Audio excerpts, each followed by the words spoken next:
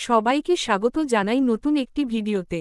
বন্ধুরা, আজকে শোনাব গৌতম বুদ্ধের জন্মের পর তার মায়ের মৃত্যুর পরের অবস্থা।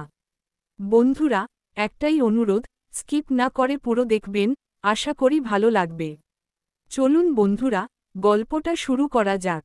রাজ্যের সকলেই পবিত্র সিদ্ধার্থ বা বুদ্ধের জন্মে খুব খুশি হয়েছিল। কিন্তু তার নামকরণ অনুষ্ঠানের 2 দিন পর তার মা দেবী মহামায়া অসুস্থতার কারণে মারা যান। রাজা শুদ্ধ ধনসহ সকলেই দুঃখিত ছিলেন। জ্ঞানী ব্যক্তিরা পূর্বে রাজাকে পরামর্শ দিয়েছিলেন যে সিদ্ধার্থকে কোনো ব্যথা এবং অস্বস্তি থেকে দূরে রাখার।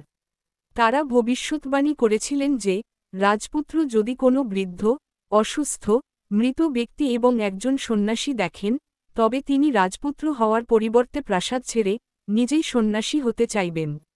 তাদের কথা শুনে তার অনুভূতি তাকে আতঙ্কিত করতে শুরু করবে। রানীর বোন প্রজাপতিকে আনা হল শিশু রাজপুত্রের যত্ন নেওয়ার জন্য। তিনি খুব আবেগ এবং কোমলতার সাথে নিজের পুত্রস্নেহে মানুষ করতে লাগলেন। রাজপুত্র সিদ্ধার্থ একজন সুস্থ এবং আনন্দময় ছেলে ছিলেন।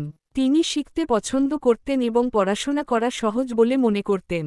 তার শ্রেণীর মধ্যে পড়াশোনা এবং খেলাধুলায় সবচেয়ে দক্ষ ছিলেন।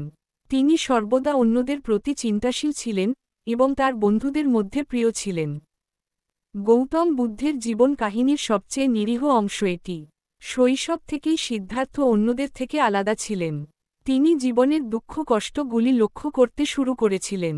যখন তিনি খুব ছোট ছিলেন তখন তার চারপাশের ছোট প্রাণীদের প্রতি তার করুণা হয়েছিল।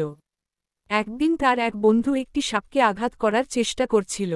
সিদ্ধার্থ তাকে সাপকে আঘাত করা থেকে বিরত করেছিলেন এবং প্রাণীদের প্রতি নিষ্ঠুর আচরণ বন্ধ করার পরামর্শ দিয়েছিলেন। এইভাবেই তিনি তার ছোটবেলা কাটিয়েছিলেন।